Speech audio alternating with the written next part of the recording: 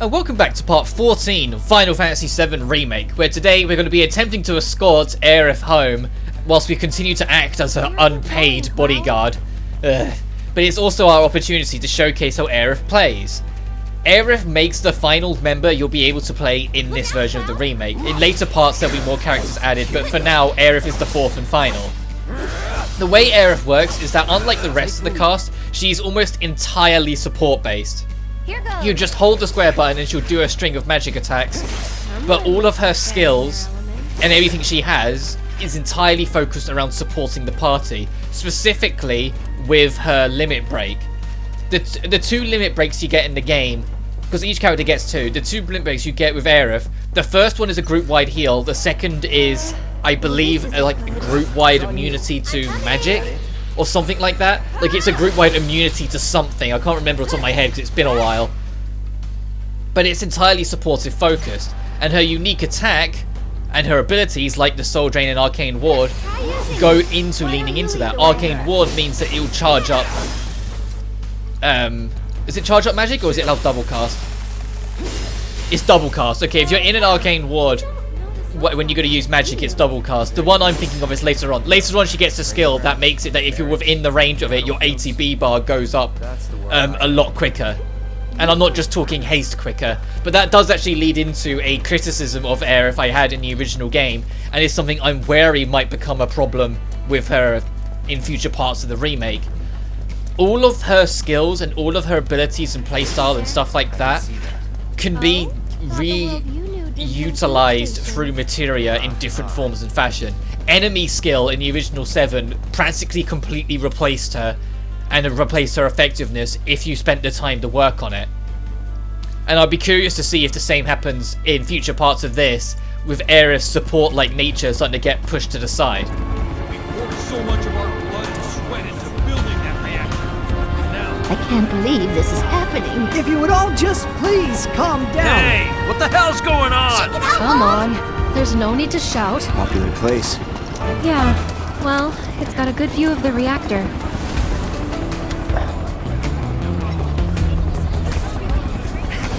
It's on fire! Ain't a show. They know that. They're worried.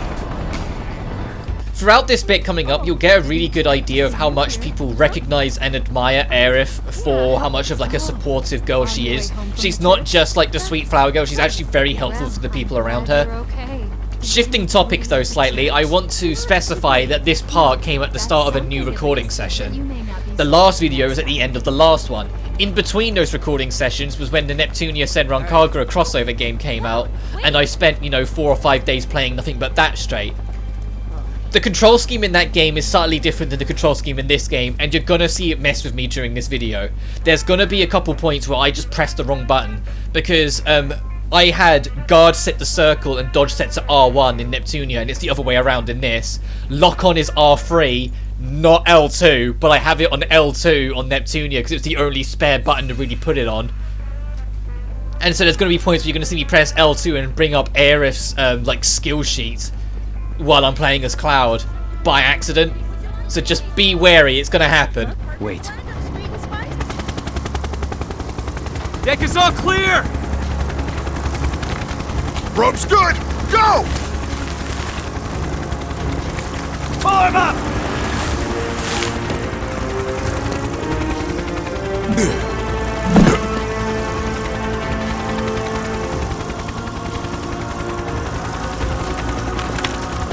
Let's go!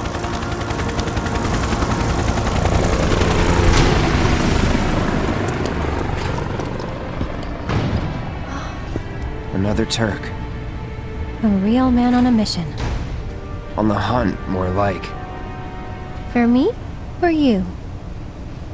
Don't know. Don't care. Then, let's stick to the back streets? Ah. There will be monsters. Better than Shinra. But we're now getting more of an introduction to who the Turks are. And they're a group of people that were showcased through the form of Reno and the boss fight against him in the last part. But I decided not to talk about it because I didn't really want to talk about the whole section across the rooftops with Aerith. The Turks are like a mercenary group that work within Shinra, that basically do all the dirty work for the corporation. They're very elite warriors to an extent, and can fight battles that no one else can, and tend to be very merciless.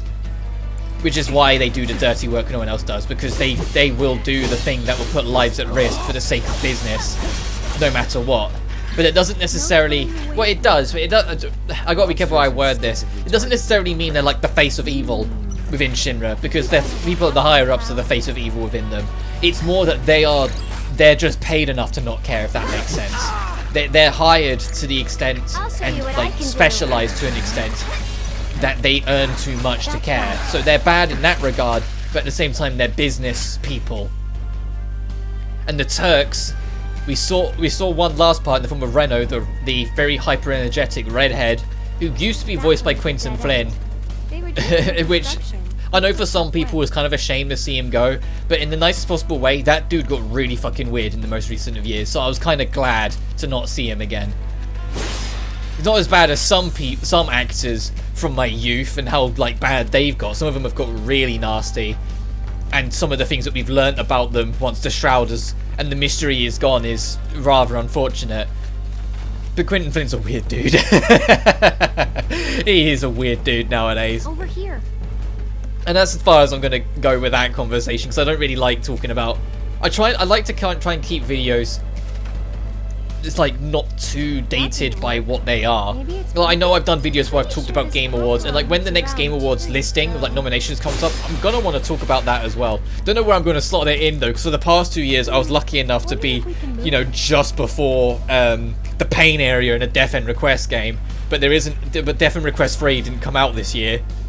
I think it's coming. I've mentioned at the end of of Dirk 2 that I'm adamant it's coming. I just don't think it's gonna be. I just never thought it was going to be this year. I'm pretty sure it'll be next year, because Mary Skilter Final was the main push for this year. Which, to be fair, I'm enjoying it. I haven't got that far. At least it doesn't feel like I've got that far. I'm like halfway through the Ursine Tower, which is like the game just says, oh, this is only chapter 2, and I'm like, bitch, I've been here for like 10 hours. But I'm enjoying that as well. But that was very much the focus of this year in terms of like major compile heart publishing releases, and not the Neptunia Senran Kagura. The Neptunia Senran Kagura was just a quirky spin-off to be an alternate option, sort of like how when Dragonstar came out, like a week or two later was Super NEP RPG. Must have been a new breed. Like it's like they have their minor releases, usually a NEP spin-off, to kind of go alongside their more focused games. And I think they also did the same with Death End Request 2, but Death End Request 2 was so devouring of my attention I didn't really pay attention to anything else. Like, I want to say it was Virtua Stars, but there's a part of me that thinks that came my way later. But I took zero interest in Virtua Stars, so I can't really speak for it. It was a very adequate and okay-ish game when I eventually kind of tried out a little bit. And I was like, well, I'm glad I didn't buy this, I just got to try it out on like a demo. And it was just, it was meh. That was the only way to put it. It was just meh. Which is a real shame for the Neptunia series, that this has kind of become a standard for it. That it's just become the spin-off clogging machine, and none of them are like none of them are close to the quality of what the main series was. Like, I say this knowing that my review, I really highly compliment the Neptunia Senran Kagura crossover, and that's because I think it's the best crossover this franchise has had in a very long time. Not because it holds its own against the main series, you know? It's like when you see, well, I suppose it's very dependent from person to person, because some people have their franchises that have never really had spin-offs. Like, I know like Uncharted fans don't really know what I'm going to talk about, because the Uncharted series, Lost Legacy, basically is just an expansion, not a spin-off. Like, it's very different from like franchise to franchise, but the Neptunia series has so many fucking spin-offs, and so few of them I think have lasting power. Like, they're not all bad. Like, some of them I actually do have like points of compliment I can give towards them. It's just they don't have staying power. Once you're done with them, you have no reason to go back through them, and they don't have replayability.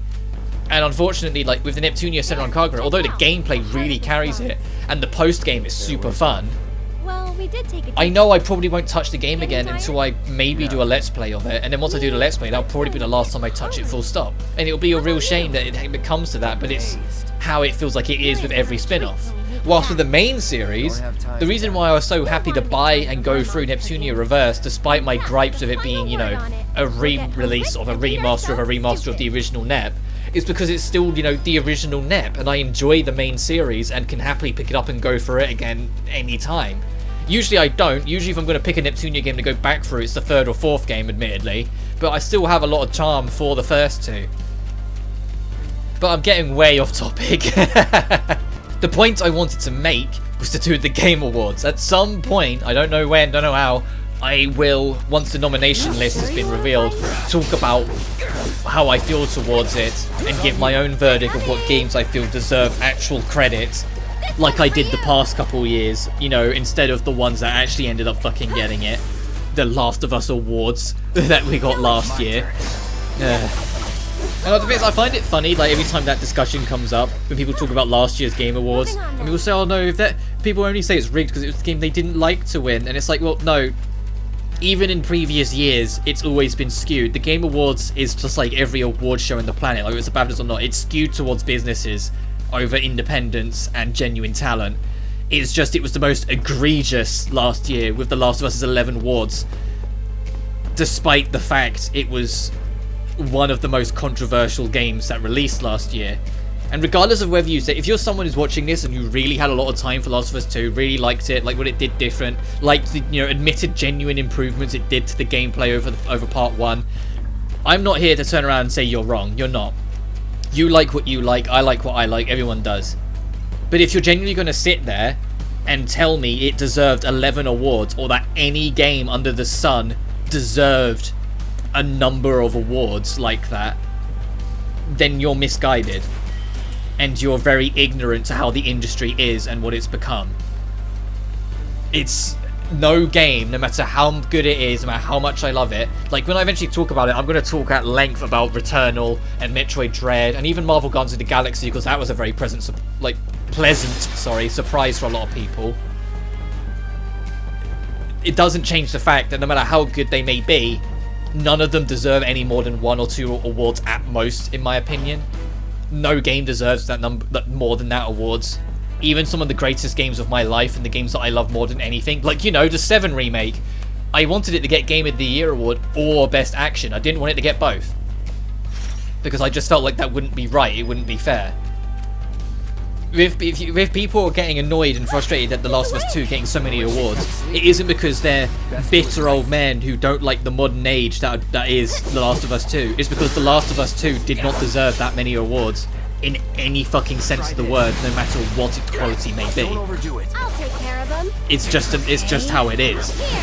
And it was just that it was so horrendously egregious that it was literally every single fucking award was for The Last of Us 2, it felt like.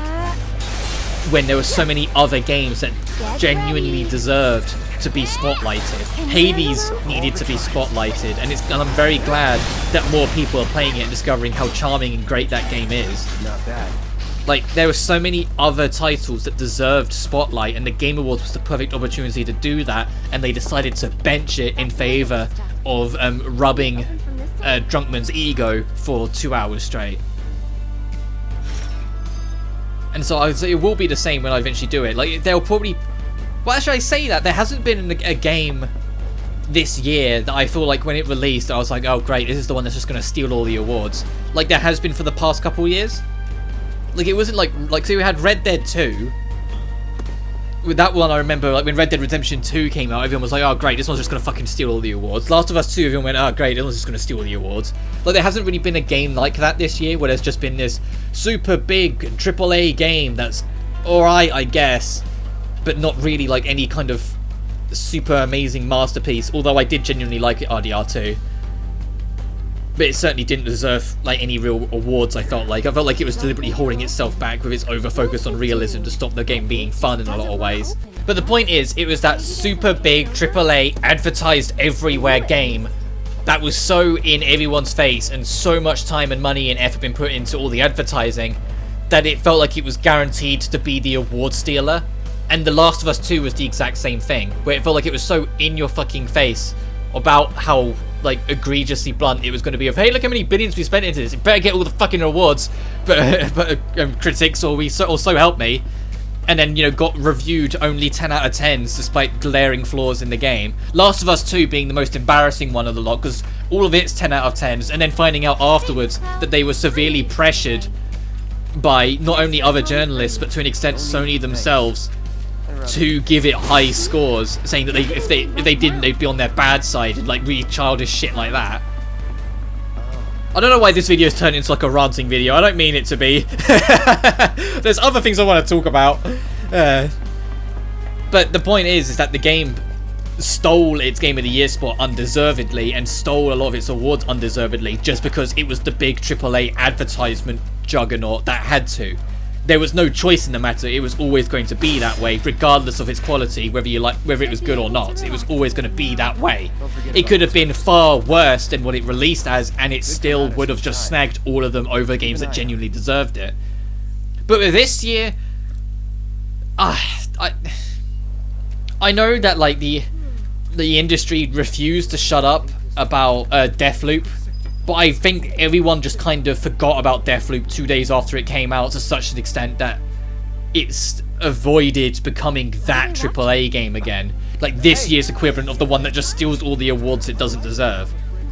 Whilst for this year, there's a lot of games that are really deserving of praise. I'm standing inside the gutted shell of Mako Reactor 5. They're working for Wutai, isn't it obvious? There's still a lot of smoke rising using from the rubble. spies so they don't have to break While the fallen ceasefire. beams and other debris continue to hinder Those rescue foreign efforts, devils the are trying to fires start appear to another have been war. mostly So if we extinguished. help catch the bombers, we get a reward over or there. something?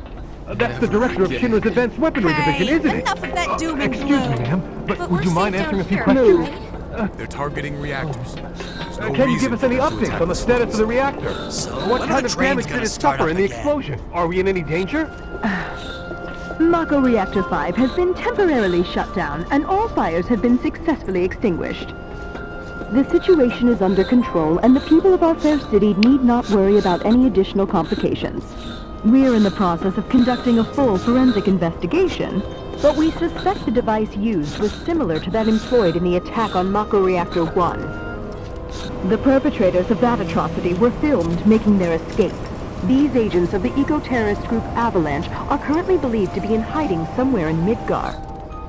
And given that this group has now attacked 2 reactors in quick succession, can they really be stopped before they strike again? What do you think?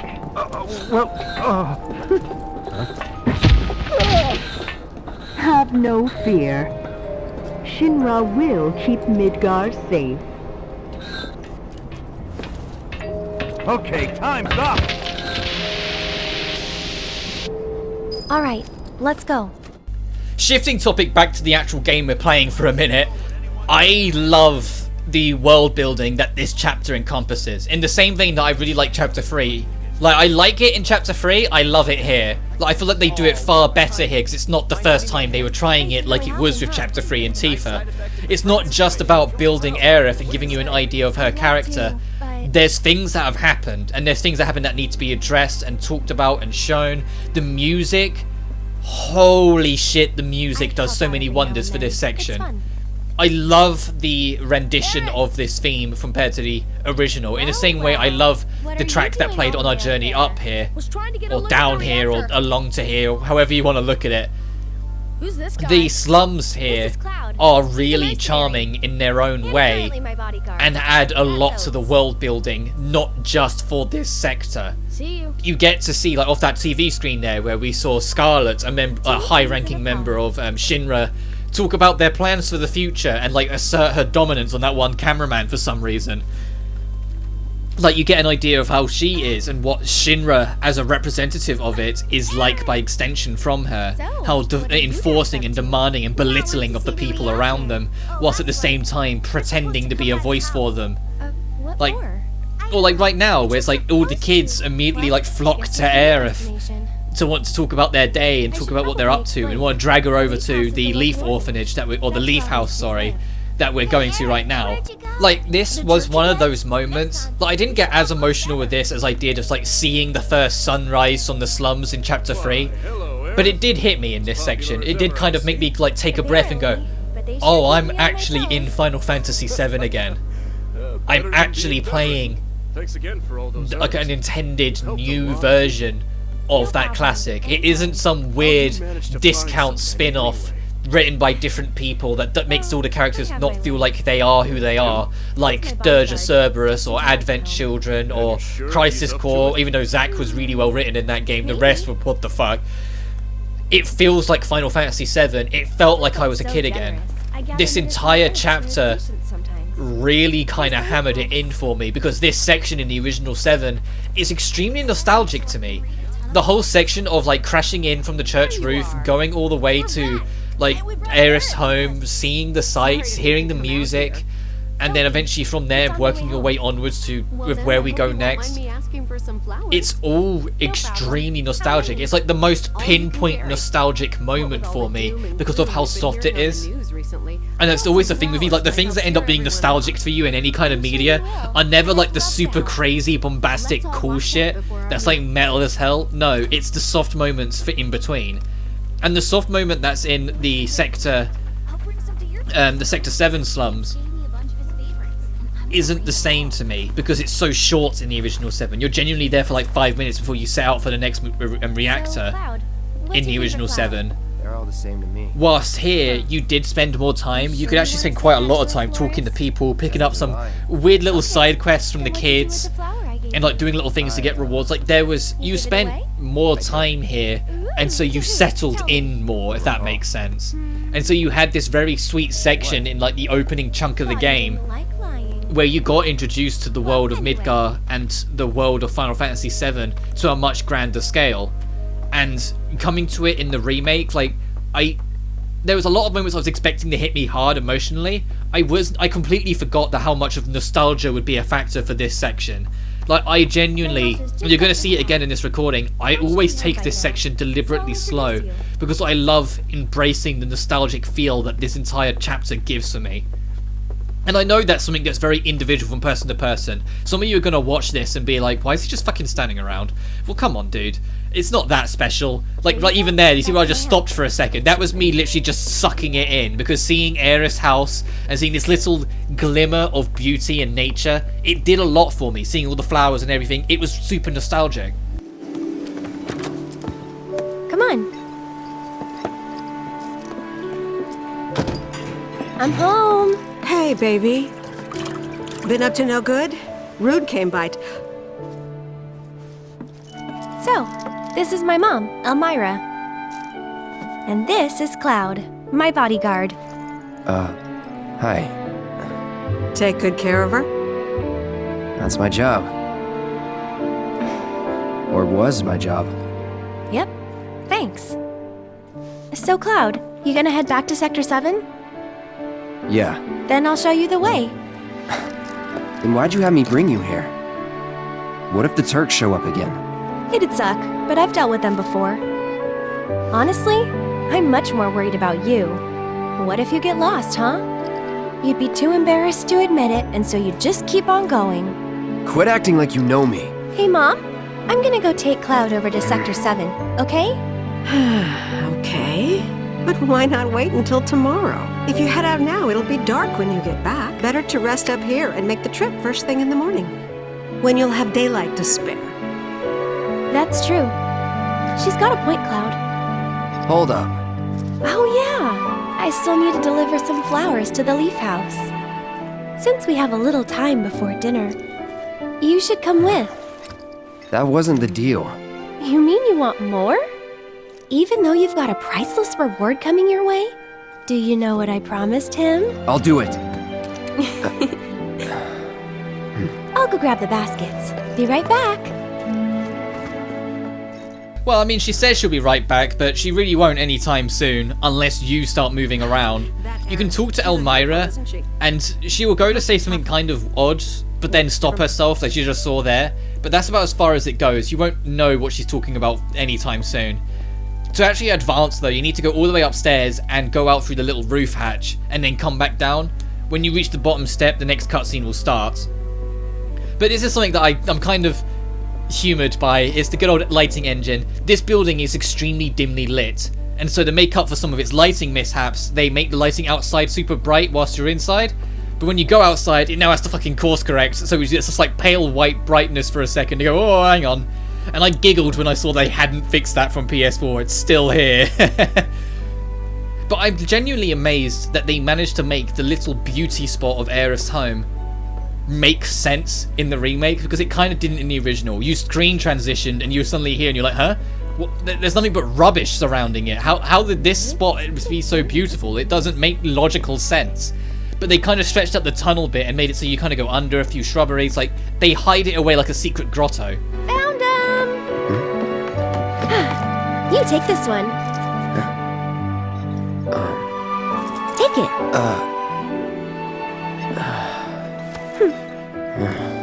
Right.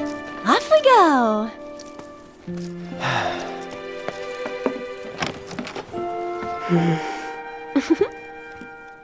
But continuing our slower start for this chapter after all the hecticness of the past couple chapters, we're going to be a flower boy to complement Aerith's flower girl routine, which is, I think, perfect for Cloud. I have no knowledge of flowers and flower meaning. It's just never been an interest of mine. So you're gonna see me just take one of each flower type when Aerith later asks what flowers should we take for the leaf house. Because depending on what ones you take, as the game will actually explain to you, will alter the symbol above the leaf house. They have like an emblem above the leaf house and it'll be made out of the flowers we pick. And so what it becomes is dependent on what we take. So for the sake of... That's the one I gave. Because I don't know anything, I just take one of everything. Nice try, mister. You can't fool me. And I like the little comments that Aerith gives, like, oh, this is one of the ones I give. And I was like, huh? But Aerith, listen, Aerith, one of my biggest things that I like about this, and one of the biggest things that I like that the writers understood with Aerith, is that in the original 7, she's a lot more savvy than people realise. She is extremely street smart, despite her soft, innocent, like I said, well, flower girl persona that she gives off. She isn't like this airhead dumbass. She's actually extremely aware of what she's doing and very world-wise in how she acts, and just knows how to play it off to get what she wants. As I said, her street smarts and her savviness was part of the reason why I liked her so much. That this this cutesy flower girl was actually like really fucking cheeky. But every spin-off that came afterwards just went for the, well, she's Aerith, she's like the flower girl, so they just made her like the loose airhead, and that was it. And it felt like such a disservice to her character. Like, it's something that I criticized before and mentioned before that I don't like about the expanded universe of 7, so to speak, is that I don't like how much they like just narrowed every character down to like 1 or 2 stereotypes. Because half the time they went completely against what the original character was. Aerith is one of the most egregious examples of it, and so's Tifa. Those two, in the original 7 and in Remake, are what they are. Like, the amount of people I still play Remake and go, wow, I wasn't expecting to write this different. And I was like, did you only grow up with the spin-offs to only see the stereotypes? Like, Tifa isn't just the tough tomboy character, she's one of the most heartfelt characters in the game. Aerith isn't just the airhead, she's one of the most cheeky characters in the game. I'll wait out here. Oh, okay. But I might be a while. Why not check out the town?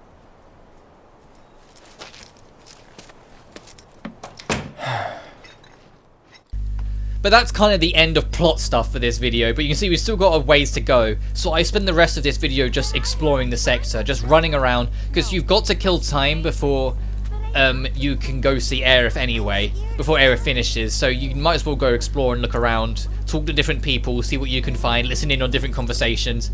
And because there's time to kill, let's play or not, I get to do that. But what you're seeing here is basically what I do in every playthrough of this game. I just like to wander around and overhear different conversations, and I get to do that.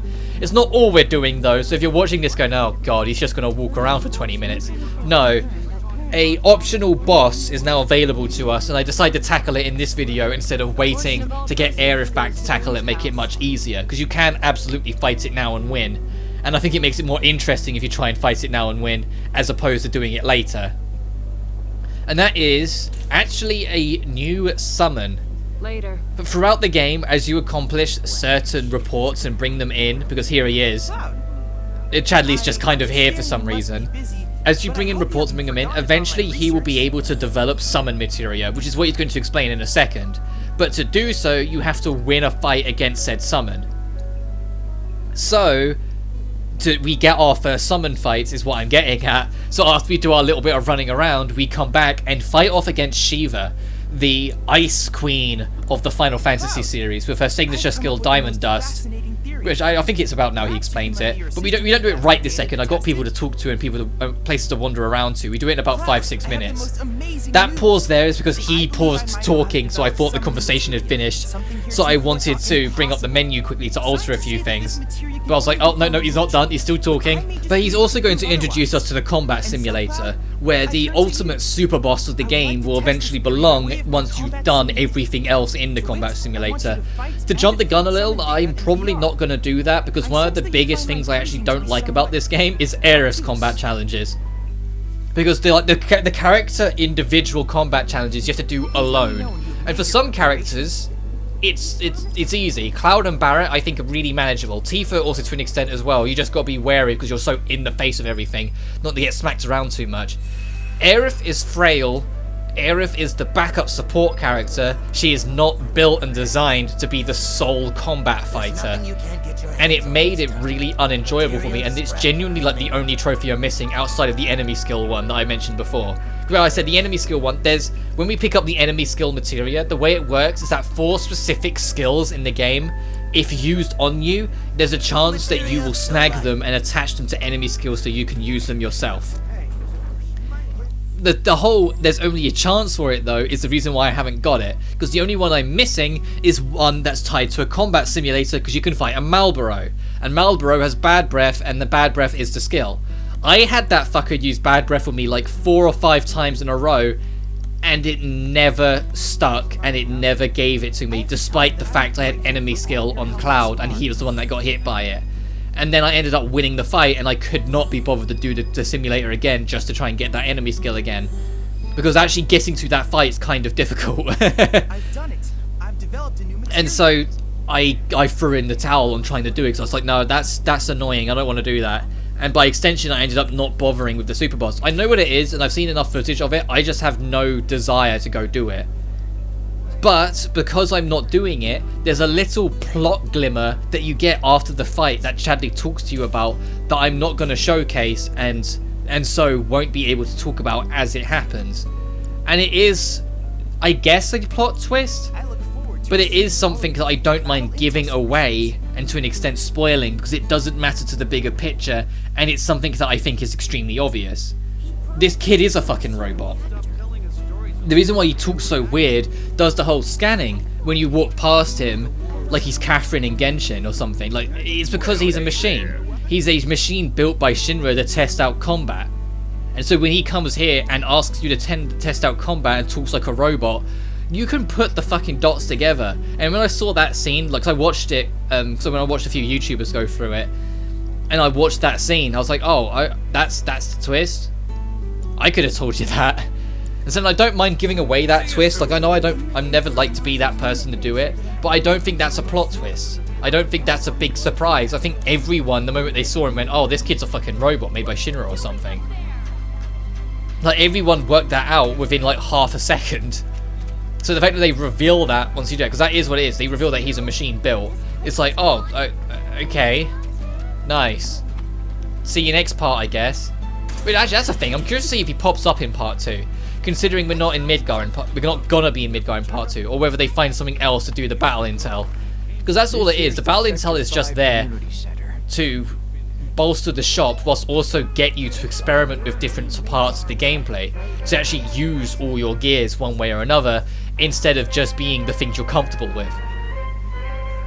Because to be honest, if there wasn't an assess-based battle intel, I wouldn't have got into the habit of assessing everything. On my blind playthrough, I didn't assess shit until I realised there was a battle intel for like analysing like 50 odd enemies. And I was like, oh, I should have been doing this. Oh, and then someone said, oh, there's actually a really good reward if you do it. I was like, oh, god damn it. Still at it. But you see, like, I come back here, but because I haven't twigged the right text boxes yet, Aerith's not done. So I'm like, you know what? Instead of going around searching for it, because I can't remember what it is right this second, I'm going to go do the extra fight with Chadley. So I come back here. Firstly, come over here, because this is a text box that you kind of need to twig. You need to come out over here to get Cloud to talk, and it's just something that's part of the dialogue twigging that you need to hit. and then say, you know what, I'm going to go fight that boss. Come here, Chadley. I am ready for Shiva. So if you fight it right this second, because Aerith's not with you as she's with the Leaf House, you will be fighting it entirely on your own. But you can do it. You can absolutely do it. Just make sure you have fire with you. Or, alternatively, if you've got an armor set that has a linked materia slot, put it on Cloud and put elemental ice so you take less damage from ice. I don't do that because I'm comfortable enough in what I'm doing to know I will probably win. And thankfully I do on my first attempt, otherwise that would have really, you know, punched me in the face for trying. But I've got Ifrit on Cloud, which Ifrit is a fire demon, so that's great for Shiva. And I've got fire as a spell, so I'm like, that'll do. I don't need anything else. But Chadley's going to give us this VR headset. Which, can you imagine if VR headsets were just like this? With just a pair of glasses, you know, just sat comfortably on your ear and didn't fly off or anything like that? Oh, the future, man. It's a terrifying thought. But nevertheless, our boss fights with Shinra begins the moment you click go, basically. She is an ice demon, or ice goddess creature. So it should be given that she is incredibly weak to fire. She's resistant to physical attacks, though, so your magic focus is going to be your main bet here. You're going to see me primarily only use attacks to build up my ATB, because if you are caught by some of her ice attacks, it will inflict slow. Which is what you're kind of seeing going on here with the ATB. See how the ATB bar is filling up a lot slower now because of it. Because of her weakness to fire though, you could pretty much force a stun with the pressure state out of her at any real given time. A really good idea for you, other than keeping an eye on your magic, is to fill up the ATB bar to 2 full bars, fire her, so you can try and get the stun, and the moment she drops, immediately follow it up with focus thrust. I had to think what the focused attack was. I didn't want to say focused strikes, I think that's Tifa's. To try and maximize the pressure gauge. The moment you get the stagger on her, just unleash hell, because her resistance to attack will be subjugated. Wipeout, you need to move out the way for it. It will chase after you a little bit, so don't just try and dodge it the last second or something like that. It will kind of chase you. You need to keep moving. An Icicle Impact, you're going to see me get caught by it a good number of times, because by the time I read the attack and go, oh wait, she's doing that, I get caught. Frosty Familiar is her defense against fire attacks. If you use fire at this point, the Familiar will tank it instead. So you need to kind of get in there and try and rough her up with the pressure a bit more to make the difference. Because if you just try and spam fire, well, that little icicle next to her is going to take it for her. And she summons more here. You're going to see me do it. And you see that it just didn't touch her. It just bonked one of the icicles. One of the snowflakes.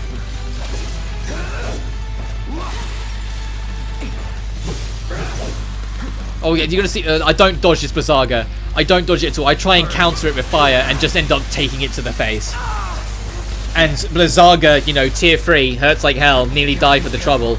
The Blizzara is easier to deal with, but Blizzaga, nah. Your best bet, to be honest, is to guard then dodge. It's not like fire and electric where it comes at you. Ice just kind of appears on you, so it's better to try and block it and then move out the way. I use a Mega Potion later on, but for now I only use a High Potion thinking it'll be enough. When that was kind of naive of me, because this fight can still hit you hard. But we got the stagger off. And I believe, if I'm smart, I'll go for Fire while she's in the stagger. Because yeah, look at the damage there. And you can, and the summon's starting to work out, so we're going to get Ifrit in on this as well. Unfortunately, I don't think Ifrit gets to use his special. I think we kill her before that happens. Because we're going to start wrecking her shit in now when the fire demon comes out to play. Because we're going to be able to get the stun on her and pressure her really often. Once she's below half though, she does become more aggressive with her attacks. Most of her attacks will have like a double up effect or just hit more times. Like you saw a moment ago with like the little icicle shards coming at us. There was a lot more that hit us than before. But I bring Ifrit out and Ifrit just kind of cleans house. The moment you bring Ifrit out, the fight kind of switches off a little bit because you're just going to see him wreck. Because all of his attacks are fire based and so they're going to do far more damage. And anytime I build up the ATB, I can just have him attack and use his special summon skills like Crimson Dive or Radiant Plume to rip out the damage more so. And anytime I get the stun, well, it's just going to feed into the pressure even more because I've got this Juggernaut attacker leaning on her weakness.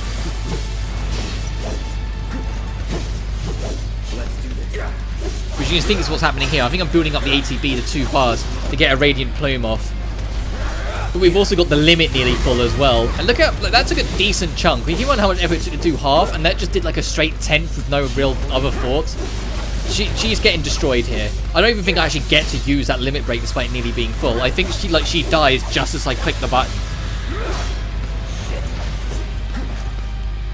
And you're also going to see her become more evasive when she gets low on health as well. This is her ultimate. This is Diamond Dust.